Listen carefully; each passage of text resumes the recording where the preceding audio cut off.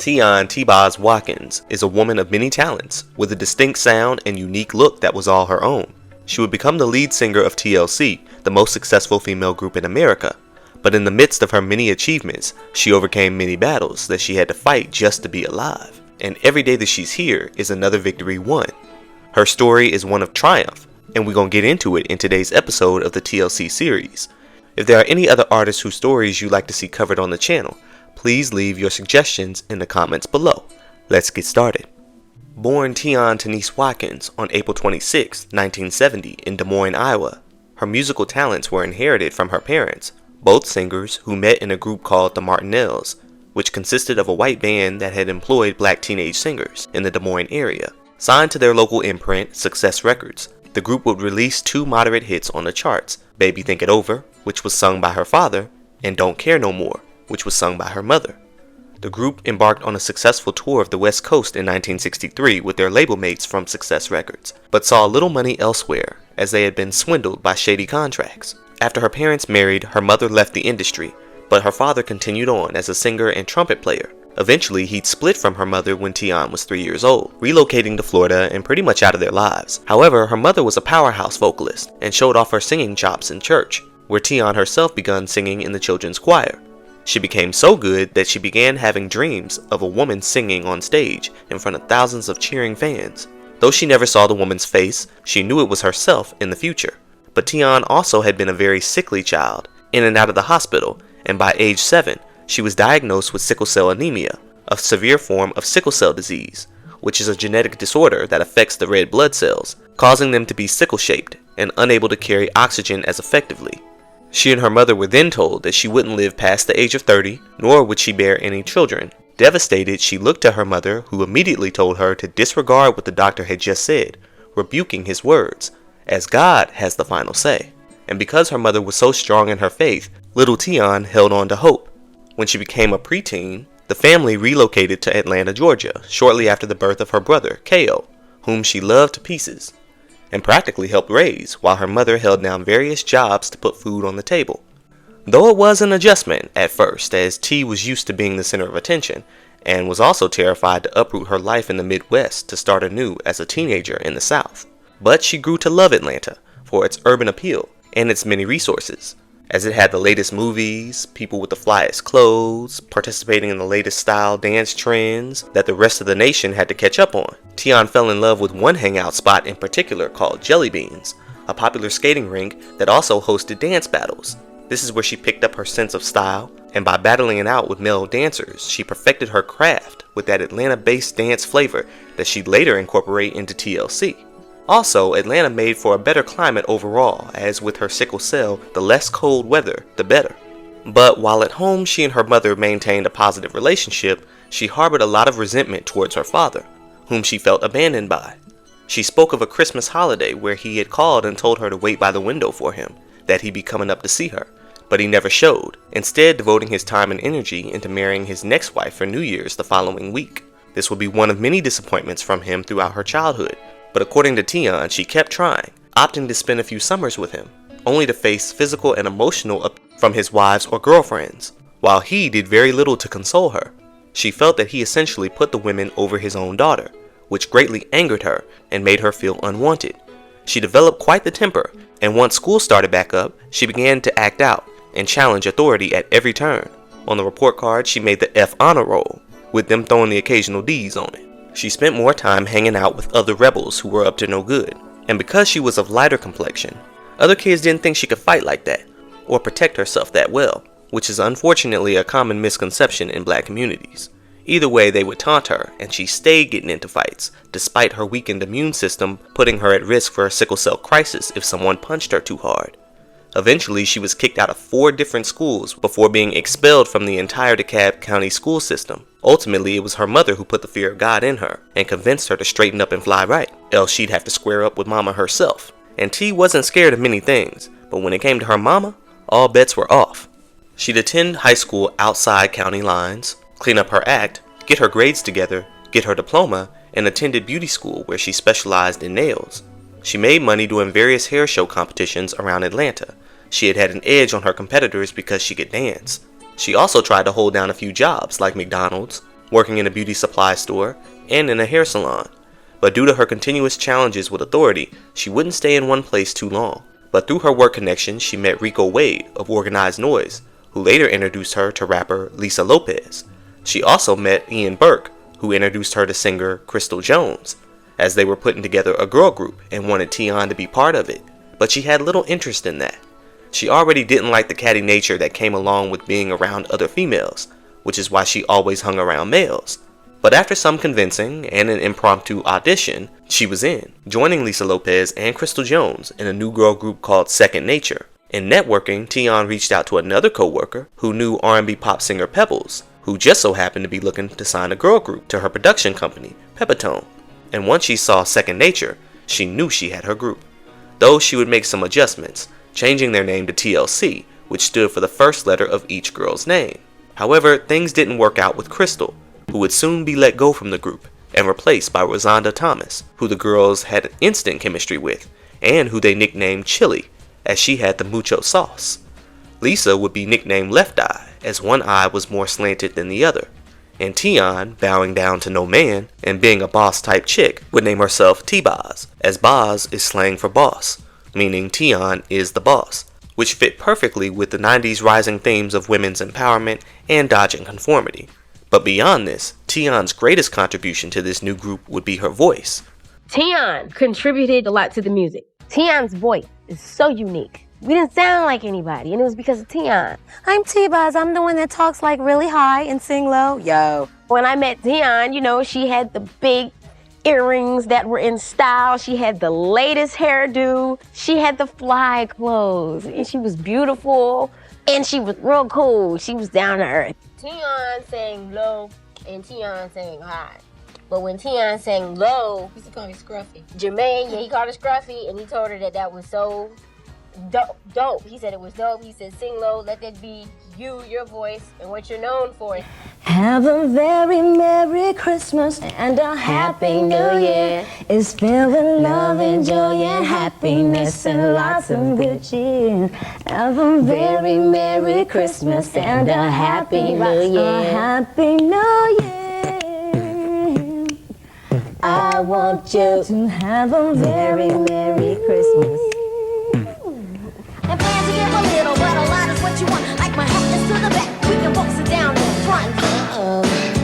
Well, that's alright.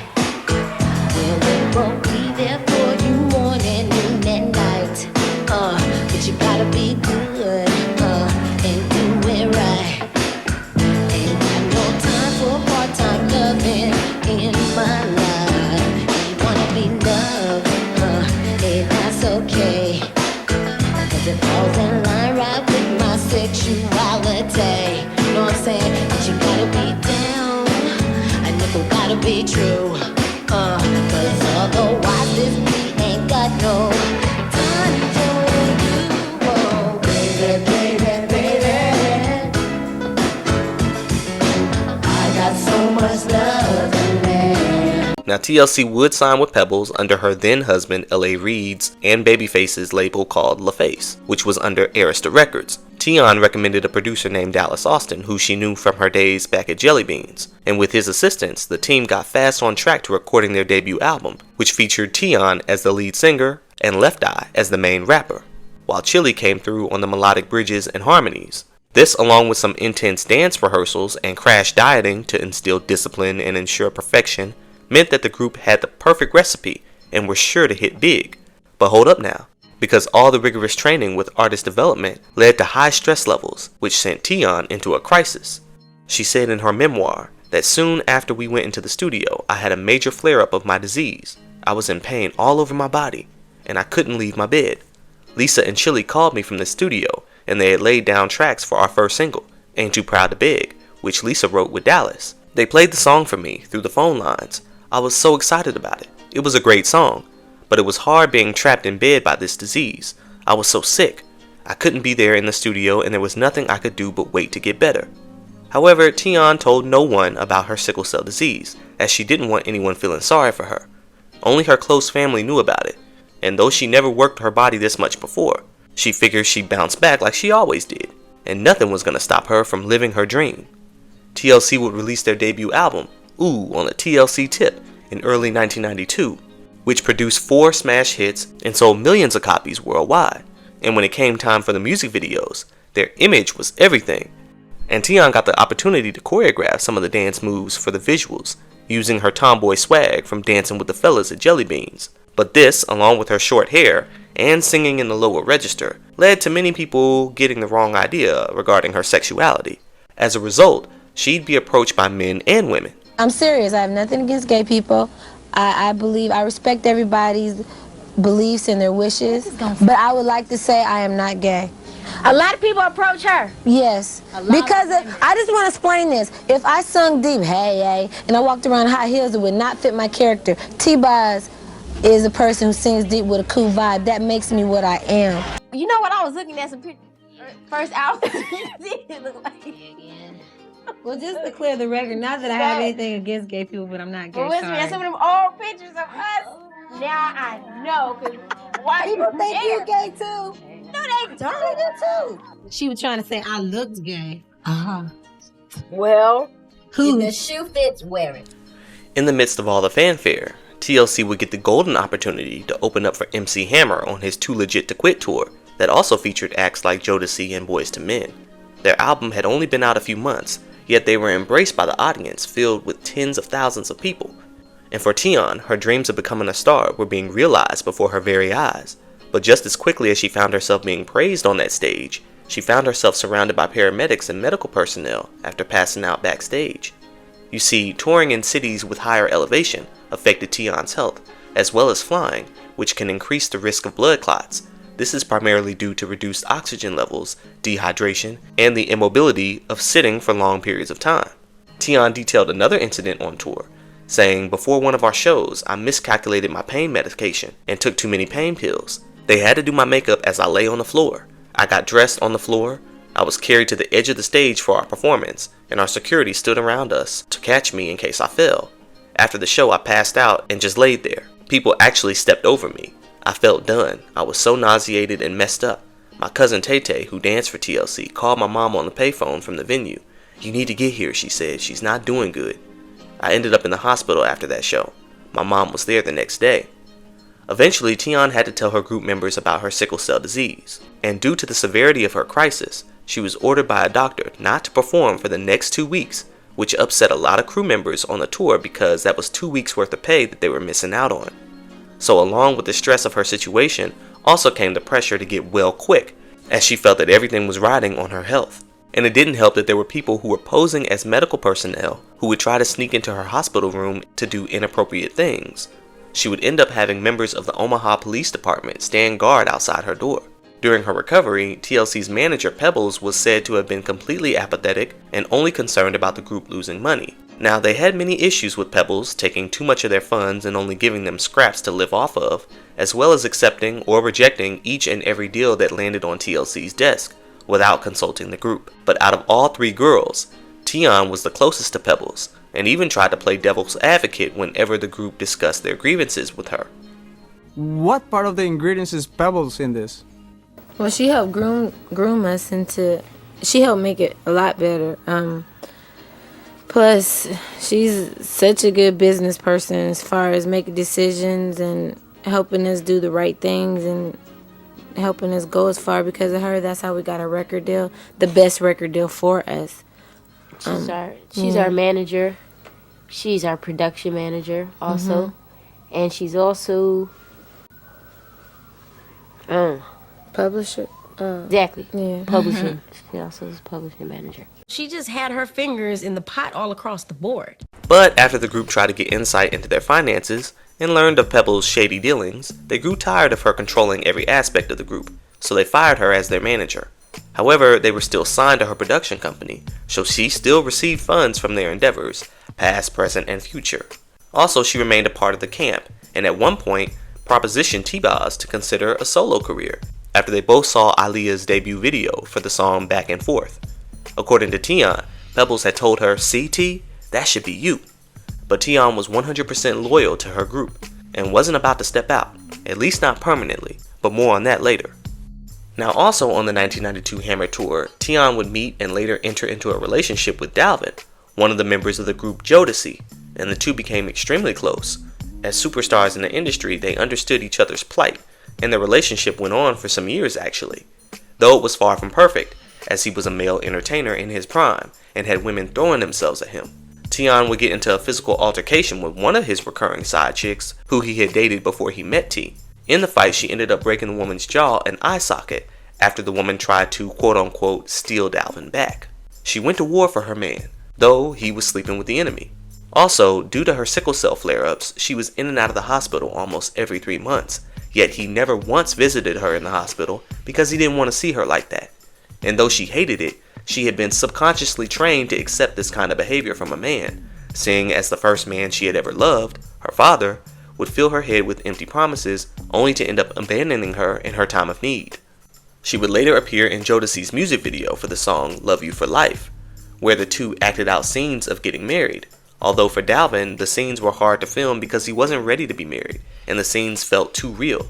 It made him uncomfortable. It became obvious that even though he loved Tionne, he had no real plans of settling down with her. Yet, the love she received from him was more than what she was used to receiving from a man, so she dealt with it for much longer than she should have. In 1994, TLC would drop their most successful album to date, the diamond-selling CrazySexyCool, which would go down as one of the most critically acclaimed albums in music history. But months before its release, Lisa Left Eye would be charged with arson after the accidental torching of her boyfriend's mansion. She had to serve time away in a halfway house, and she couldn't contribute as much vocally to this album, whereas Tionne would become the ultimate centerpiece on this project, singing lead vocals on 10 out of the 11 full-length tracks on this album, not including the 5 interludes, although she did do a spoken word on one of those too. T-Boz essentially was the voice of TLC at this point. Anytime there was a new record on the radio, you knew it was a TLC record the second you heard Tionne's signature sultry rasp. That was all the rave. The album's lead single, Creep, begins with T-Boz singing, "Yes, it's me again, and I'm back," before going into her melodic chanting, and then hitting the first verse with that low register. The song's subject matter had been about an ex-boyfriend of hers, who she was creeping around on by sleeping with his best friend, but she wouldn't have had to do all that if he was giving her attention. It's an evil world we live in. This song became such a hit amongst men and women, it became TLC's first #1 on the Billboard 100, where it stayed for 4 weeks. And when it came time for the music video, she came up with the choreography for the dance portion. And looks-wise, her sideburns that she debuted on the first album had evolved into the ultimate trademark for the official T-Boz haircut. Anyone rocking this look was immediately compared to Miss T-Boz of TLC. This album featured 3 more hits, including the biggest one of their career, Waterfalls, and they would win numerous awards, including Grammys, for their hard work, but would also have to file Chapter 11 bankruptcy, as the shady contracts that they signed had them making literal pennies for every album sold. Add to that legal fees from Lisa's run-ins with the law and Tionne's many hospital bills. Still, the girls were in their prime and did many appearances in TV shows, film, and even had guest appearances on many hits, like Freedom from the 1995 Panther soundtrack, featuring over 100 female hip-hop and R&B artists coming together in unity, and you can pick T's voice out of everyone, as it was all too distinct and recognizable. T-Boz would go on to be featured in the song Changes by Society of Soul on their 1995 Brainchild album, where she addressed allegations about her sexuality, though by this time she was facing a much bigger rumor regarding all of those hospital trips and the public not knowing what was going on. Left Eye and Chili claimed it was because she was sick, which would have sufficed to the public if it weren't for the fact that TLC had canceled close to half of their scheduled appearances at the Budweiser Fest that summer. The reasons given were either that Tionne was sick or that their set wasn't ready. TLC also had planned to embark on an official CrazySexyCool tour, and even handed out merch promoting the tour, but it was canceled, citing bankruptcy proceedings. But many people thought that something much worse was going on with T-Boz, and that with their smash hit Waterfalls addressing the AIDS epidemic, rumors started to swirl that maybe she herself had caught it. She had met rapper Eazy-E, and he passed away in the springtime from that disease. Therefore, the rumors alleged that she had contracted it from him. TLC briefly addressed this and other rumors in an interview. T-Boz on TV talking about she had something wrong. There's so many rumors going around, and there's a couple of them that we would like to straighten out. That's right, and another thing, Tionne is not going to the hospital in California where all the hospital workers talking about she gets treatment for HIV. Tionne does not. I repeat, not one TLC member does not TLC does not have AIDS. You know how you watch TV and you hear what you want to hear. Not choose to tell you if we wanted to, but we don't. And not only that, and you know, Chili is not having Andre's baby.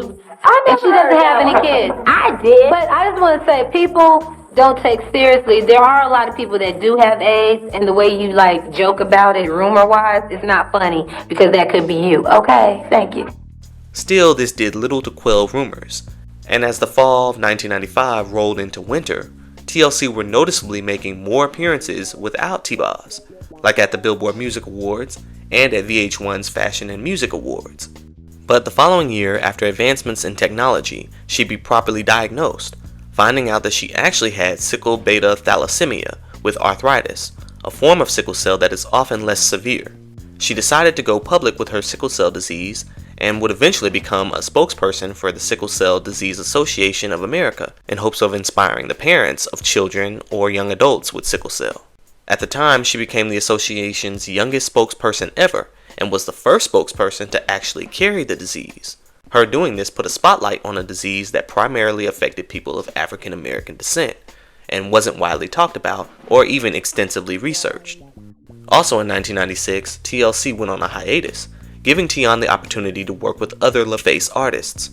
She had already choreographed the dance routine on Usher's music video for his song Think of You, a track that was written by upcoming artist Donell Jones, and when it was Donnell's turn to debut with his smash hit In the Hood, Tionne would co-direct the music video for that single with director Billy Woodruff, who would in turn collaborate with T-Boz for her own music video for her debut solo single called Touch Myself.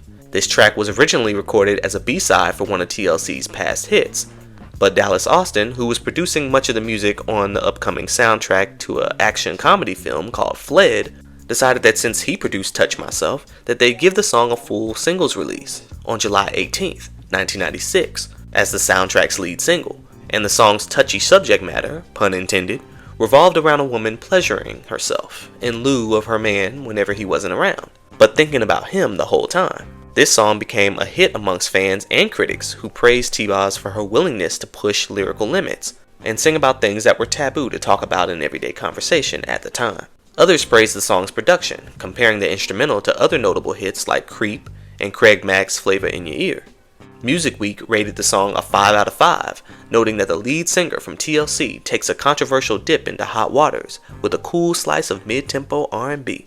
The song shot to number 3 on the US dance charts, number 23 on the US R&B hip-hop charts, and even snagged top 40 on the Hot 100. The music video features T-Boz in front of a backdrop that symbolizes hypnosis, as she takes on the roles of herself and her lover in a playful session that leaves her in a trance. As she put it, ain't nothing wrong with making it feel good. Scenes from the movie Fled appear at the beginning and throughout the visual, even appearing in the background during the dance number, as well as a scene of her in the bedroom and elegant shots of her in white and blue, which drew comparisons to Whitney Houston's looks at the time. T would later reference this song in one of TLC's songs on their third album called I'm Good at Being Bad, but not before the song received an official remix that featured rapper Richie Rich. And this was back in the days where a remix meant a whole new beat and a nice video to accompany it. And Tionne T-Boz didn't come to play on this one, serving looks, vocals, and choreo. The visual definitely gave Video Music Box vibes. The remix was officially released as the third single from Richie Rich's 1996 album, Seasoned Veteran. But all in all, people were feeling T's solo debut. Even celebrities were weighing in. What do you listen to? It's funny because right now I got Gina Thompson. That's fat. I got T-Boz, her cut off that soundtrack, Fled soundtrack. D'Angelo, Mary. Let's go back to that T-Boz thing for a sec. What'd you think about that song? I like it. T-Boz freaking a little on us, huh? I like it. I ain't afraid to touch myself. Okay. All right, girl. I'm feeling it. She ain't doing nothing but being honest, That's I guess, right. huh? That's right. T would then be featured on the Brat single called Ghetto Love from her album Another Tantrum. The song would become the biggest hit on that album, shooting to number 4 on the rap charts and being certified gold within a month. By now, everyone was anticipating a full-length solo album from Tionne, but she made it known that she wasn't really interested in that. You've been doing since, well, we know you have your own album now. Tell us how that was. Basically, I did one song for a soundtrack for Fled. Dallas Austin produced it. Then I did a remix with Jermaine Dupri. Richard Rich is rapping on it, but it was just one song for a soundtrack. So I'm still in the group for all those questions, and I'm not solo. It was just one song. Okay, TLC's go together. No album. Right. But do you want to still branch off and do other projects on your own? Not even just music, but I mean other things. You want to get into acting or anything?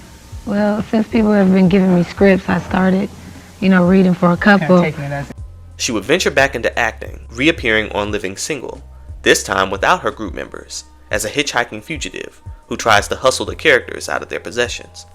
In 1998, she would star alongside Nas and DMX in Hype Williams' debut film, Belly, that was widely anticipated but critically panned, though it went down as a cult classic in hip-hop. But Tionne had been taking some pretty big blows in her personal life around this time, as she was losing her beloved grandmother, Velma, to cancer, and had moved her grandmother into the family house in Atlanta to be closer with her and her mother.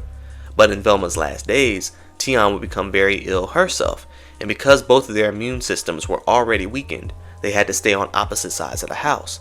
The entire transition was extremely difficult to say the least, but T did get a chance to say goodbye to her grandmother as she took her last breaths surrounded by the family. 1998 was also the year that T and Dalvin split for good. Ironically, it was another near-death experience that gave her the strength to finally leave. Tionne wrote in her memoir that the same day that the film The Players Club came out, I went to see it with my really good friends, Nicole and Tay Tay, in Atlanta. Outside the theater, as we were leaving, I looked at the sky and said, "This looks like tornado weather." Nicole said, "You've been watching too many National Geographic shows." "I'm telling you," I said, "this is a tornado sky." After I got home, I realized I was right. Rain pouring down, the door swung open, I had to go outside in the rain and pull it back in. The phone went blank and the TV crackled. Suddenly the rain stopped, the lights went out and everything went dead silent. My entire house shook. "Lord," I said, "please don't let this be a tornado." Lights from the lighting were flashing everywhere in the house. My door blew open again. I ran to my basement in terror. I covered myself in plexiglass, and it turned out to be an F5 tornado right there on the corner of my street. It took part of my roof off and knocked my tree down, but it left my house standing, even as it destroyed the entire street behind my property. It was horrible. God spared me.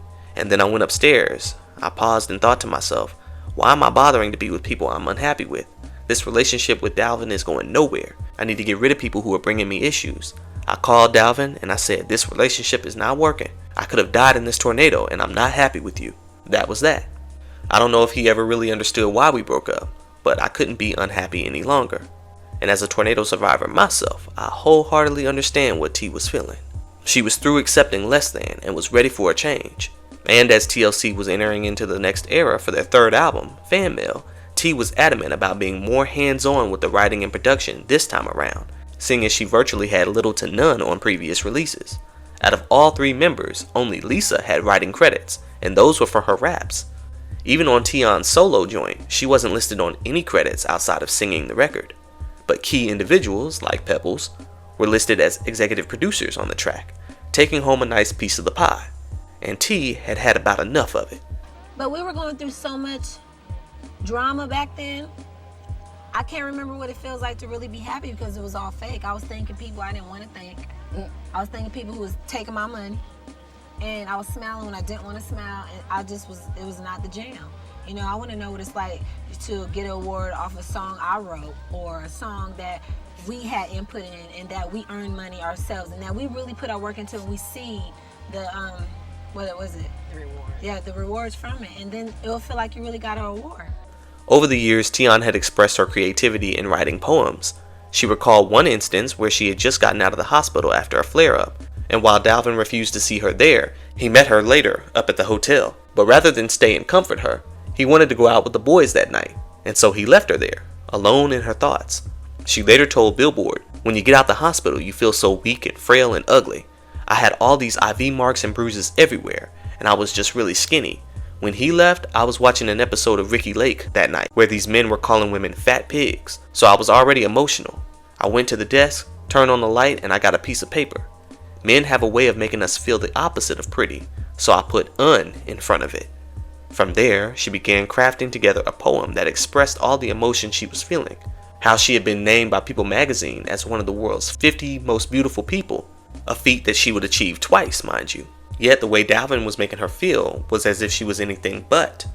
Her poem, Unpretty, went as follows. If I were you, I wish we could change shoes because I would make you feel unpretty too.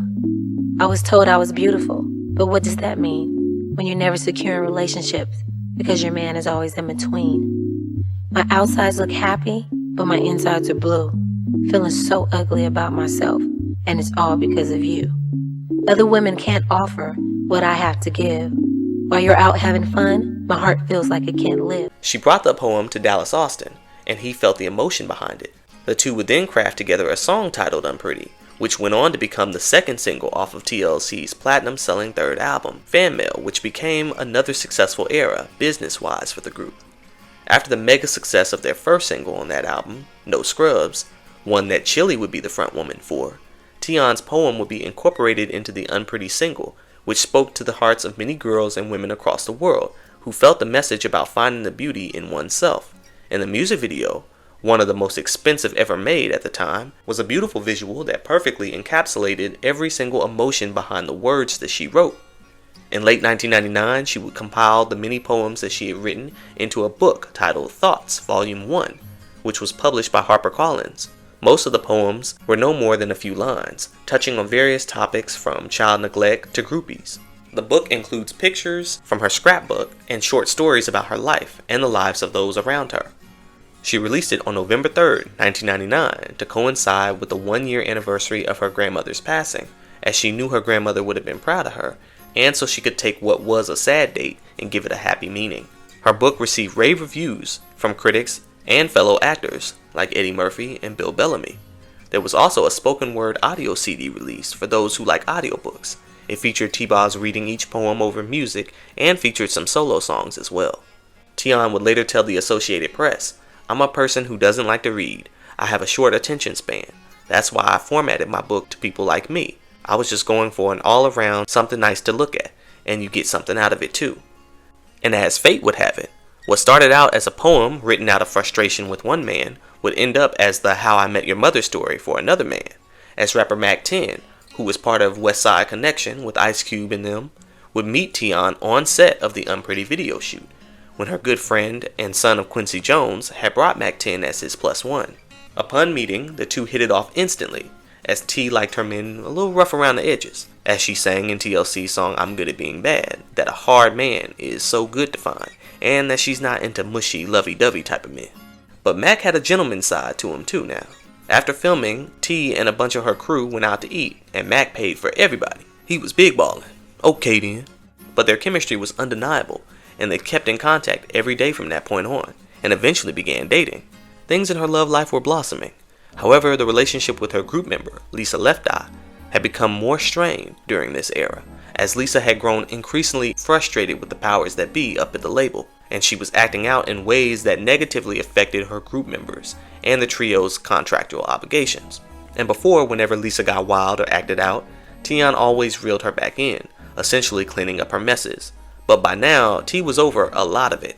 Though she understood Lisa's frustrations, she wasn't here for the media antics, and Lisa, in many ways, felt betrayed by her and Chili. She would challenge T-Boz, who she called a player, and Chili, who she called a hater, to a duel-off, challenging that all three members record their own albums and release it on a 3-CD set, and challenged Dallas Austin, who she called the manipulator, to produce the entire project at a fraction of his costly rate, and challenged their Shady record label to throw in $1 million prize for the winner of the challenge, who would be chosen by the fans. T-Boz and Chili were not amused by the challenge, and a frequent back and forth would ensue between the women in the press, all while the girls were on their first major headlining tour, the Fan Mail Tour. T-Boz would be hounded in the media with questions regarding her and Leisha's friendship and the future of TLC.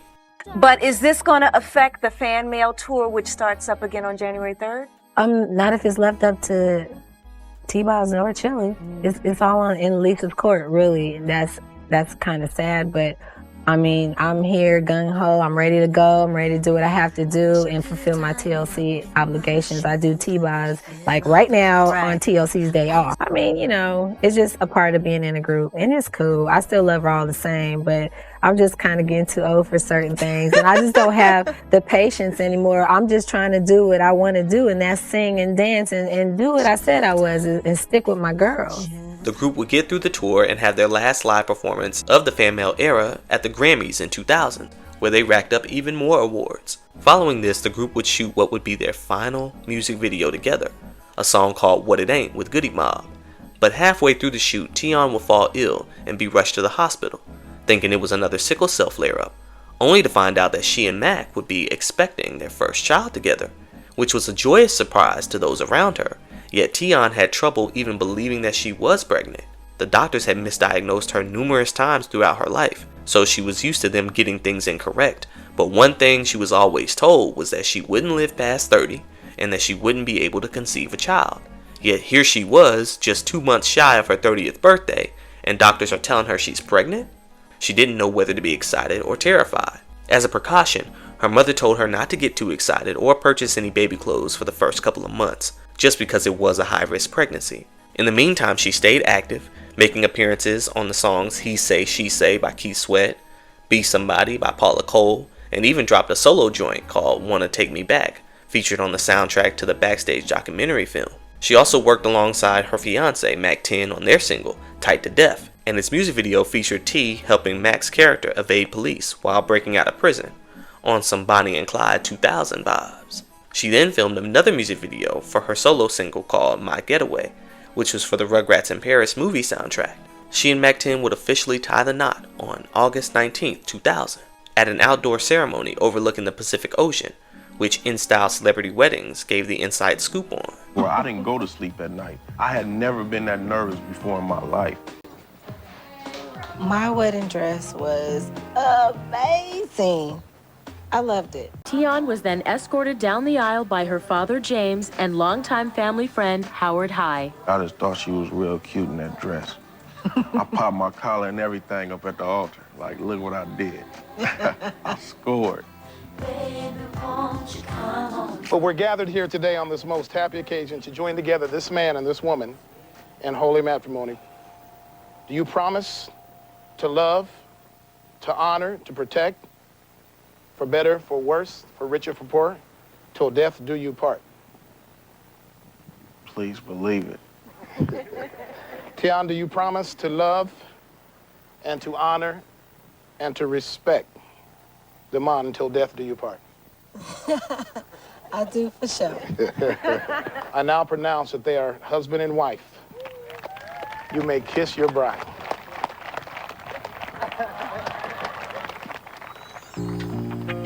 At the end of the ceremony, we had these beautiful doves, 100 white doves, and they flew around the crowd twice, and the third time they just flew home over the ocean. It was beautiful. It was a beautiful ceremony that included a surprise performance by Mac 10's favorite group, The Whispers, and Gerald Levert, who sang as Tionne walked down the aisle. And celebrities such as Ice Cube and Chili herself were also in attendance. But one person who was notably absent was Lisa, who had told Wendy Williams that she didn't feel like attending. Why you not going to the wedding now? Why? Well, first of all, I'm not really a big wedding person. I've only been to 3 weddings in my lifetime. They were all my mother's. Damn. I don't think you're going to catch me traveling 2,000 miles to sit at someone's wedding, you know. But that's your sister in the name of music. It's my who? That's your sister in the name of music and millions. It's not a big deal. Trust me. So what? Oh. While Tionne wasn't happy about her friend choosing to opt out of attending her special day, she didn't let it get her down, and still had a blast. Interestingly enough, Lisa's mother Wanda was in attendance, as just 2 years prior, Wanda had married Tionne's uncle, Quincy, making Tionne and Lisa cousins. But just after Tionne's wedding with Mac 10, she went into another sickle cell crisis, this time due to all the stress that came along with preparing for a major wedding. Thus, she and Mac couldn't go on their honeymoon, as she lay in the hospital for days. Fast forward to October 20th of 2000, when the newlyweds welcomed their daughter, Chase Rollison, into the world, arriving a month and 4 days early. Tionne, who is now 30, with a child, had beat all odds. She chose Anila as Chase's middle name. Anila means angel, as Chase was Tionne's angel sent from above, her miracle baby.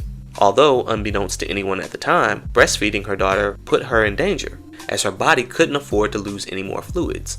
Not even out of the hospital, she ended up going into a coma for 3 days. When she awoke, her mother had laid her newborn baby on her chest and said, "You gotta live for her," and Tionne vowed to do just that. Her group member Left Eye would congratulate T-Boz in a rap that remained unreleased for 9 years, called Through the Pain, saying, "Full grown, off on our own, congratulations on your newborn child and the wedding situation," which in retrospect seemed like the beginning of a farewell, seeing as though Lisa did not attend her wedding, nor would she ever get the chance to meet Chase, according to Chase. But moving into 2001, her and Chili had been featured on a few MTV specials, but T-Boz has spent much of the year outside the public eye, embracing being a new mom and wife, tending to her family. TLC would reunite in August of that year for MTV's 20th anniversary, where they performed their smash hit Waterfalls, marking their last performance with all 3 members. In November of that year, the 3 girls would film a special documenting them in the studio, recording sessions for their upcoming 4th album, and they gave a final shout out for Soul Train's upcoming Christmas festivities. However, not long after this, Tionne would suffer a major sickle cell crisis in the hospital, this time with fluid in her lungs, pancreatitis, and discovering that her spleen was essentially dying. As a result, the album was put on hold as she lay bedridden in the hospital for the next 4 months, with a triple lumen catheter in her neck, with 1 cord to draw blood, another to administer medicine, and a 3rd cord for feeding, as she couldn't eat or drink solids. As you can imagine, this process was extremely difficult, and there were a few times that she could have died. But Lisa had begun sending her gifts, and on March 29th, 2002, she had stopped by to visit Tionne and tell her about the upcoming 30-day trip to Honduras, which she was leaving for the next day. She told Tionne to take all the time she needed to rest and heal up, and little did Tionne know this would be the last time that she would see her alive. On April 23rd, 2002, weighing in at just 92 pounds, Tionne was officially released from the hospital, though being closely monitored, and the doctors warned her that if she wore her seatbelt and her car stopped suddenly, her spleen could rupture and she could die.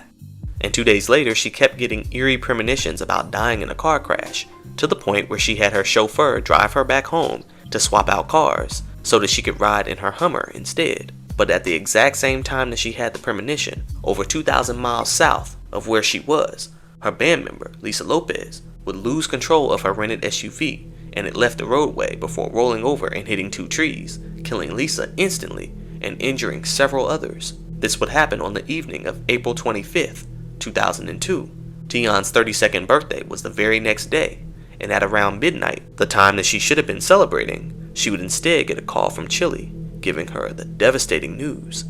In an eerie twist of fate, the words that Tionne had heard for much of her life had tragically befallen Lisa, as she wouldn't live past the age of 30, nor would she bear any children. The remaining members of TLC would then have to make the agonizing task of releasing statements to the press by 4 a.m. and phoning into several news outlets like MTV and BET to confirm the loss of Left Eye. There are a lot of different reports about exactly what happened. Do you have any confirmed reports?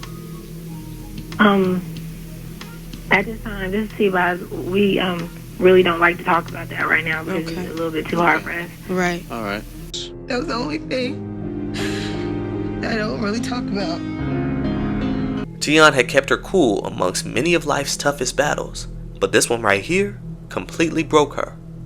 To be with somebody for over a decade and have them suddenly ripped from your life forever was something she nor Chili were prepared to deal with. But the group still faced demands from the public and from their label. They'd rush to finish the album, which would be titled 3D.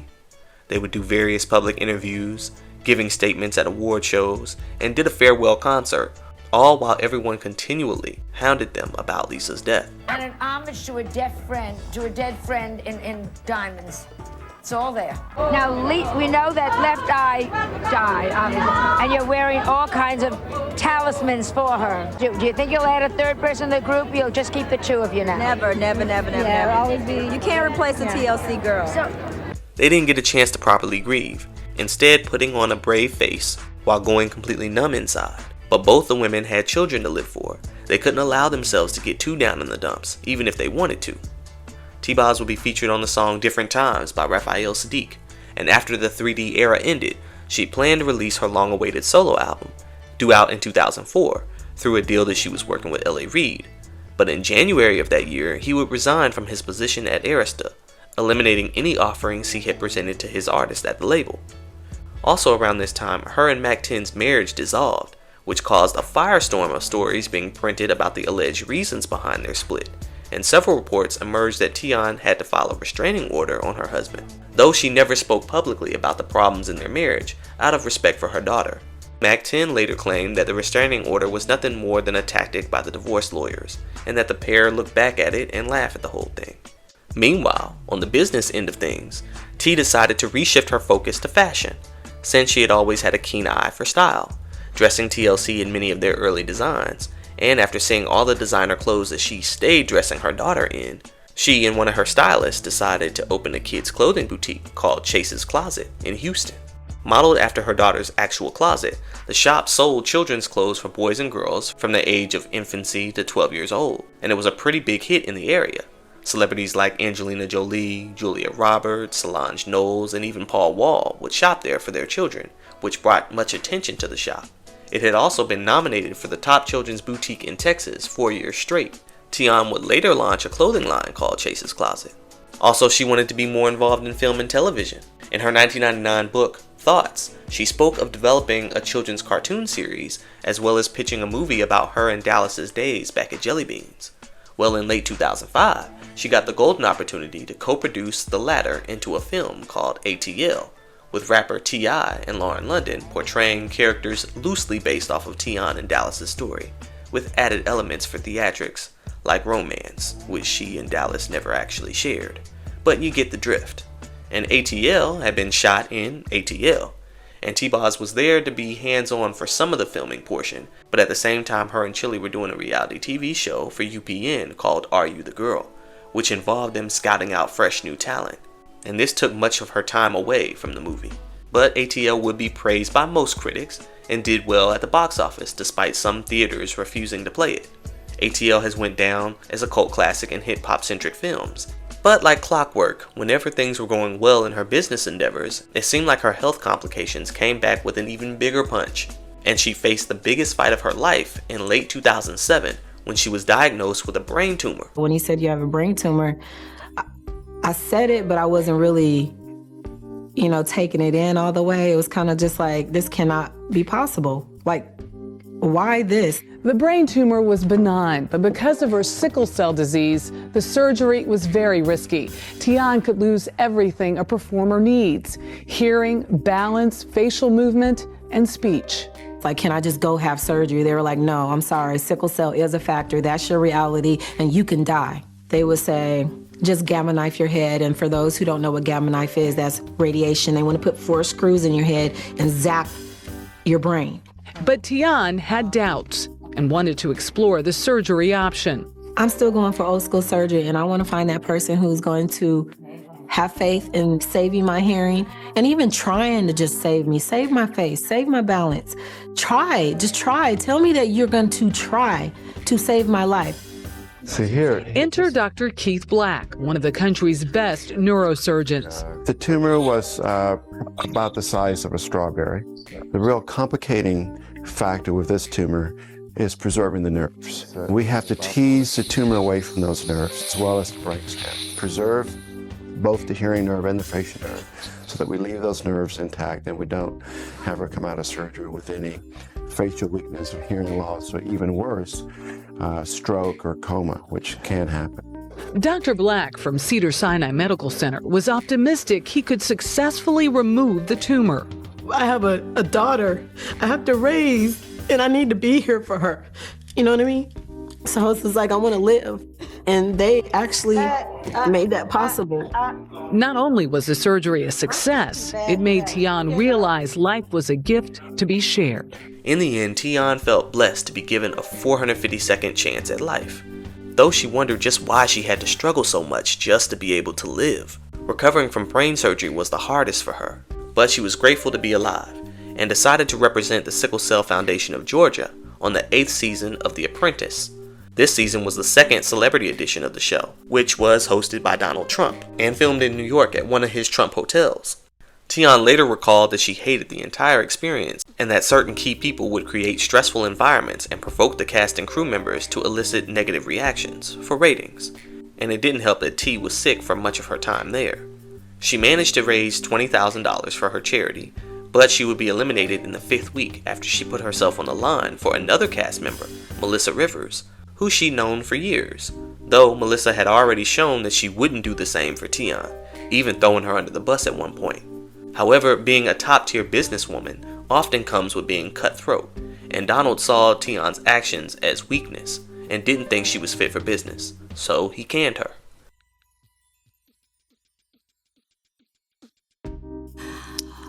Well, that show was a great platform to get more awareness for sickle cell, and that's why I did it. But I would never do that show again. It was a nightmare. Because? They work you to no end. You stayed hungry. The food, they tried to keep you mad and angry the whole time. You worked like seriously 16 to 18 hours, 6 days a week, 1 day off. Food always either came late or you're always hungry. Is that deliberate? I think it was. Ain't no way for like a month straight my food is late daily or cold daily, you know, and I hate cold food. But honestly, Tionne was glad to be off the show. Her daughter's 8th birthday was the following morning, so she spent the special day in the Big Apple with her special girl. The next several years were spent doing spots with Chili, celebrating past TLC hits, like at the BET Awards, where they performed Waterfalls alongside Alicia Keys, In Vogue, and SWV. They did a 13-song set in Japan during the 2009 Spring Groove Music Festival, and they also performed a set at the Justin Timberlake and Friends benefit concert in October of 2009. Moving into the 2010s, T-Boz would appear in the stage production of Jakarius Johnson's Marriage Material, and while theater was new territory for her, she said she enjoyed being on stage without having to break her back dancing. After this, however, reports began circulating that she had filed for bankruptcy again in early 2011 and for a third time in late 2011, citing that she had failed to keep up with mortgages on her Atlanta mega home, valued at $1.2 million. And while the headlines would be embarrassing to the average Joe, Tionne maintained that it was all strictly business. You know, just even recently you ended up having to file for bankruptcy, and you know, I read all about the issues that you had. What's going on with your situation now? I'm straight. You good? That was just, when white people do it, it's what, reorganizing? Just because I'm black don't mean I was broke. You know what I'm saying? Right. Yeah. No, but there was I mean, what the hell? In the meantime, she and Chili would set up a few promo tours, performed on the season finale of American Idol, and appeared in the music video for the group Stooshi's cover of Waterfalls, which the girls later performed at the Mobile Awards before TLC was brought out to receive the Outstanding Contribution to Music Award. Around this time, Tionne would get her own docuseries on the TLC network called Totally T-Boz, which chronicled her move to California, her many health issues, and solo endeavors. In one of the episodes, Tionne reveals to Chili that she's not all that interested in performing old TLC hits for the rest of her life, and that she was ready to spread her wings and do things solo. Now, over the years, Tionne had recorded many solo tracks that later found their way on the internet. She'd emerged with a new single called Champion, which she premiered on her docuseries and released to streaming platforms. The mid-tempo track has an uplifting message of empowerment and encourages everyone to pursue their dreams, with the lyrics, "Any war you can win if you just stay strong, baby, you're a champion." The proceeds from the song went to Sickle Cell and Leukemia Foundations. But her time in TLC wasn't going anywhere. The girls put out their official biopic called CrazySexyCool, the TLC story, on VH1 that year, detailing their careers and all its ups and downs. T-Boz and Chili also served as executive producers on the film, being on set every day except for the filming of Lisa's funeral scenes. I put myself on tape in a bathroom with a white sheet. My mama put me on tape, and they saw something in me from that. So that's very... With a white sheet? With a white sheet, okay. No, it was crazy because I couldn't find me because they had, they confused what was the difference between hard and cool. I'm not hard, I was cool. They had me like Butch over here, yo, like what is that? It was a bad. I understand, like, well, I was like, what the hell is going on? So then they was like, there's a girl, and they're gonna send this tape to you last minute because I was frustrated. Oh wow! I seen her, and I said, this is her. Tionne's daughter Chase would portray the younger version of her in the beginning of the film, which went on to receive the highest ratings for any VH1 original film. As a solo artist, she would make a few guest appearances on songs like Red Planet by Little Mix, and a duet with Eric Bellinger on his remake of Creep. But a few of the music video shoots wouldn't pan out, like when she and Chili collaborated with J. Cole on his hit Crooked Smile. which saw a lot of success on hip-hop stations, and they had told many interviewers that they were excited to appear in the music video, but the dates kept being pushed back, and the concept for the visual kept changing. In the end, J. Cole decided to scrap TLC and the initial party-themed concept and do a dramatical short film, and dedicate it to the memory of 7-year-old Ayanna Stanley Jones, who was gunned down by law enforcement during a raid at her Detroit home. TLC fans were upset by this because, though it was very touching, the short film had nothing to do with the actual song, that plays mostly at a low volume in the background. Essentially, this emotional, tear-jerking short film could have been made to any J. Cole song. He didn't even really need a song for the film. Also, when Zendaya filmed the music video for her single, Something New, featuring Chris Brown, and sampling TLC's Creep, T-Boz would make a cameo appearance in the video, showing up looking all cute and done up, and previews of the video started making its rounds on social media. But after Chris Brown made some not so nice statements regarding singer Kehlani's mental health, it was alleged that Zendaya distanced herself from Chris Brown completely, walking away from the project without saying a word. And to this day, the full video remains unreleased, despite Chris Brown begging Zendaya to put it out. TLC found themselves in hot water around the summer of 2014, when it was alleged that they dissed Rihanna. During our interview, TLC slammed the current crop of artists who use sex to sell music. They singled out Rihanna. Every time I see you, you don't have to be naked. And it's hard for us to say anything because every time we say something, oh, TLC, oh, they must be jealous. First of all, let me say this. It is what it is. I call a spade, okay? We sold and became the biggest girl selling group of all time with our clothes on. That says a lot. Now, TLC never mentioned Rihanna by name, but the implications were enough to prompt a response from her. You see, Rihanna was in the peak of her prime, yet being heavily criticized, as are many A-list celebrities. But to her, everything was a personal attack, and she was mad at the world, so she had essentially entered into her mean girl era, and everyone could get it. And when she caught wind of this story, she posted on her Twitter a racy photo of TLC from 1994, one of few photos like this, and she wrote "F what an old thought got to say," which set the internet on fire, with thousands of social media users having a good laugh at TLC's expense, and various publications claiming that TLC tried to come for Rihanna's image, only to fall victim to her infamous clapback. And in true fashion, Rihanna would send out the initial tweets, and her fans, known as Rihanna Navy, would flood TLC's social media pages with immense cyberbullying. TLC would attempt to clear things up in an interview with Yahoo TV. T-Boz stated that they weren't even talking about Rihanna. And they even took my comment, a spade is a spade, out of context, spliced and cut it up and manipulated the whole interview to get a good story. So it was pretty edited. No, I was talking about television shows. And then you heard me say something like, and it's, you know, every time we see you're naked, and they put her picture up. Come on, man, like. Yeah. However, this was seen as backpedaling, as some people wanted so desperately to paint a narrative of women in their 40s being jealous of women in their 20s. T then tried to say that the racy pic in question was done for breast cancer awareness. Can you explain to me where that photo came from? The one picture in 22 years of it's our not whole topless, career. But it's with you holding. The one picture in 22 years of our career, and it was for breast cancer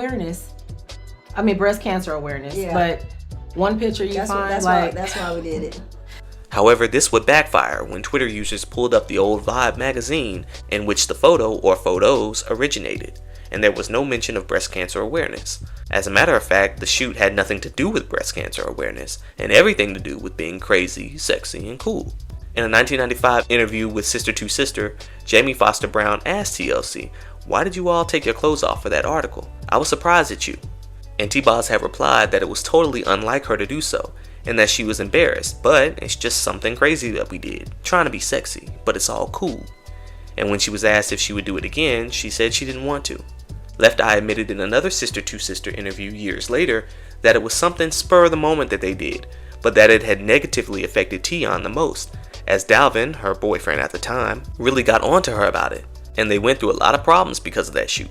So it's likely that Tionne might have blocked that entire shoot out of her memory, and it was actually Chili who had done risque solo shots in the past for breast cancer awareness, so that might explain the mix-up. But for Rihanna stans, this error was even more ammunition for them to double down on the cyberbullying. her Navy went crazy, and they were like, oh, instead of telling Rihanna what to do, you should, have told Left Eye to wear her seatbelt. People were like, oh yeah, tell your daughter to herself in the head. Like, they were going there. Oh, I hope you died from your sickle cell. Stuff like that don't bother me. You know what I'm saying? But when you start involving kids and then telling me to die when I really have almost died, like...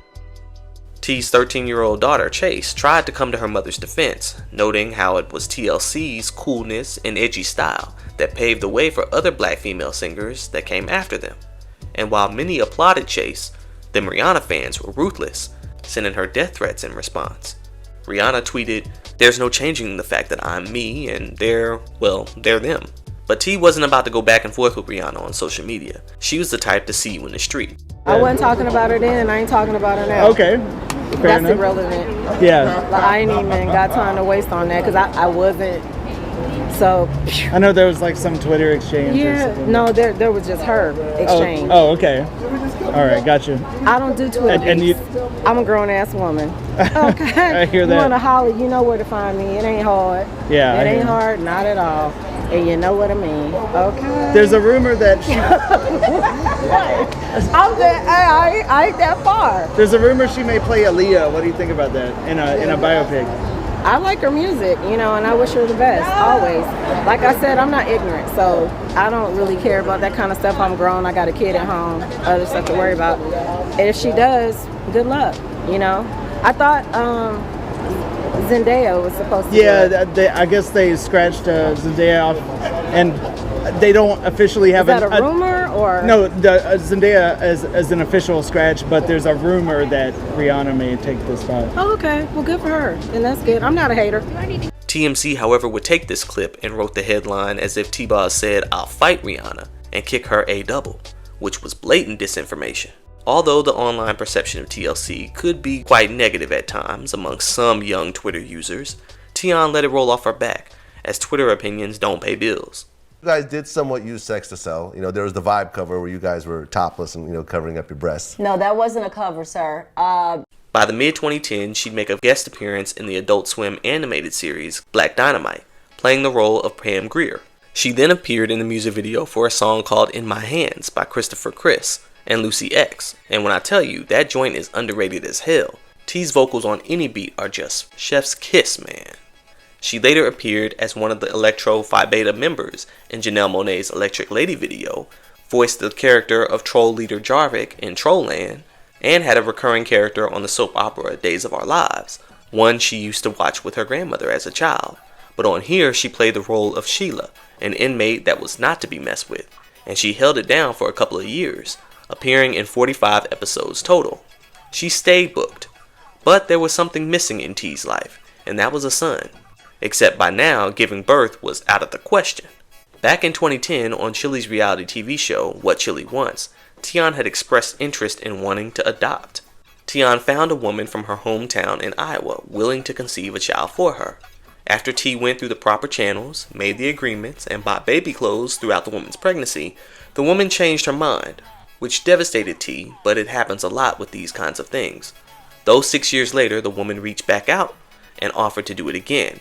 And while T was initially hesitant, as she didn't want to be hurt again, she figured it was either now or never, and went through with it. After the baby was born, she would name him Chance, as she believed she was given a second chance. And he was born in the same hospital that she had been born in. I always cry when I talk about this because I love my son more than anything. I've said my whole life I was going to have a son. Yeah, And that boy is my son. yeah. I had a box of clothes. And this is how I meant it. And I saved all these clothes for when my son was going to wear them. And I'm telling you, this boy looks like us. He acts like me.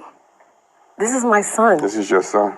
Tionne was over the moon to be a mother again, but she had to be careful, as around this time she had been dabbling in the paranormal, appearing in an episode of Haunted where she tried to address spirits that had been following both her and her daughter.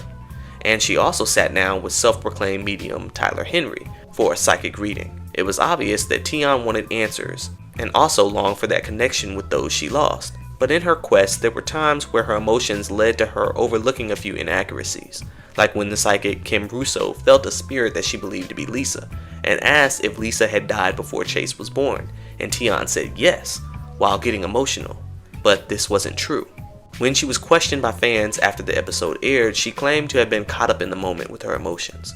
But to some fans, myself included, it felt like the psychics were exploiting her emotions for entertainment purposes.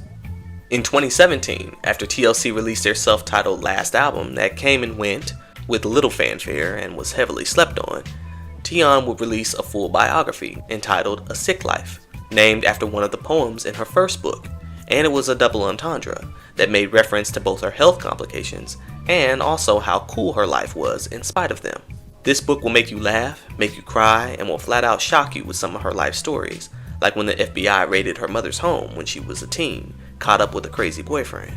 How Pebbles, who became a pastor in 1999, tried to pour holy oil on Chili and T-Boz the day after Lisa's death, casting out demons in an effort to quote-unquote save their souls, and countless other stories that you gotta read the book or listen to the audiobook to find out about. She also released 2 songs to accompany the release, Dreams and Right This Time. But by the time the book even hit stores, Tionne was on another mission, calling out the powers that be after her 25-year-old cousin, who was mentally ill, was gunned down by law enforcement, receiving 18 rounds to the back of his head, his face, and neck. They claimed that he had held up a bank, and that when they swarmed his home, that he emerged brandishing what looked like a weapon. She took to social media to call for justice as she believed that excessive force was used.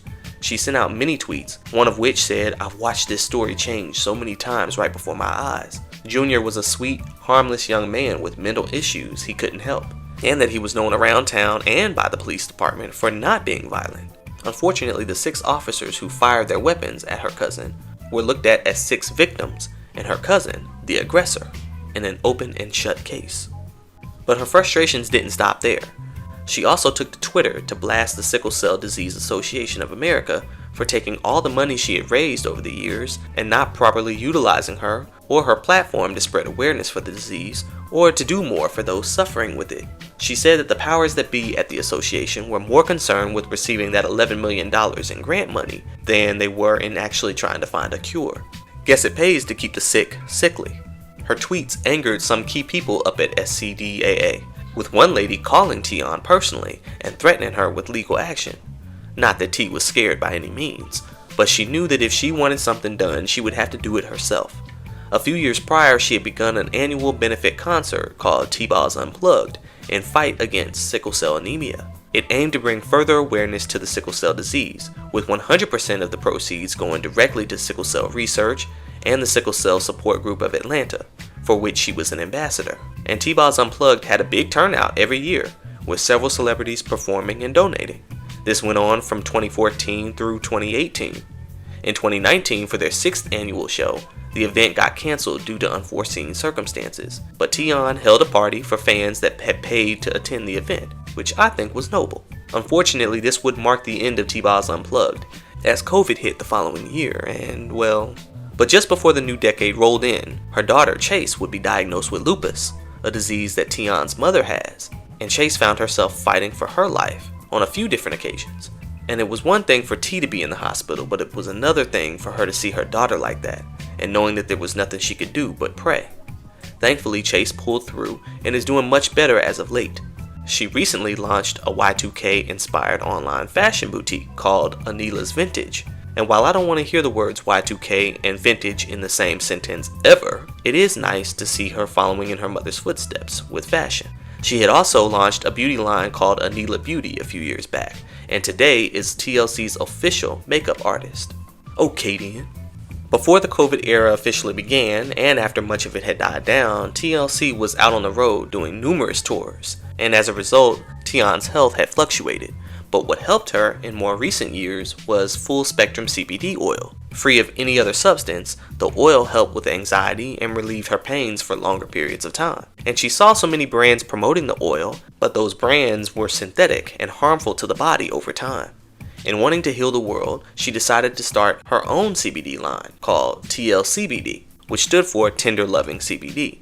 She also promoted healthy eating with her brother's vegan restaurant, Good As Burgers, which has had stellar reviews. Last summer, she teamed up with Glad Force Flex scented trash bags for their nostalgic scents that take you back line. Tionne promoted the Pine Sol scent, and her advert included a 30-second dance video, which she caught some flack for online, but is 100% unapologetic about. In our world, that's a big deal. You know what I'm saying? It's just funny, the TikTokers thought differently. They thought I was embarrassing myself. They said it was as bad as when Mary did Burger King. I was like, what? Wait a minute. Like, but anybody who got common sense knows that that's $1 billion company, dummy. Right. You're crazy, and that check for that like 30, second little dance is good, boo-boo. Right. And I'm not doing it for the money, but it's Glad. Don't we all have Glad and Clorox in our house? Don't you use trash bags? Ain't nothing wrong with that. That's the great thing from where we're from. We all try to get product deals. I wish I could have got them earlier on, so you're going to see me doing more products, honey. Okay then, get that money, T. Though TLC has been touring a lot in recent years, Tionne would announce that she planned to make 2025 her last year touring, as it takes such a toll on her body, and she's ready to retire from it and focus on so many other things. TLC had announced that they were co-producing an upcoming CrazySexyCool Broadway musical, which we the fans are very excited to hear about. Though Tionne maintains that it will be different from the previously told stories about TLC's history, saying it's not going to be typical like Behind the Music and all that. It'll be more about the strength and triumph of 3 females, and probably through the eye lens of the lyrics of our songs, if that makes sense. So I think it'll be done differently. It's time consuming. This is the 3rd year we've been working on it, but it will actually hit Broadway next year, and I'm nervous about that. Like, she gets nervous, I get nervous. Tionne also revealed that she recently moved to Tennessee and is currently writing for a few country artists as she plans to expand her catalog and broaden her musical horizons. Congrats to Tionne on her long list of accomplishments and triumphs so far. We look forward to seeing what more is in store, because if time has shown us anything, it's that God ain't through with you yet. This is Justified by Jury. Y'all know how to hit that like and y'all know how to hit that subscribe. If you want to, do so, and I will catch y'all in the next video.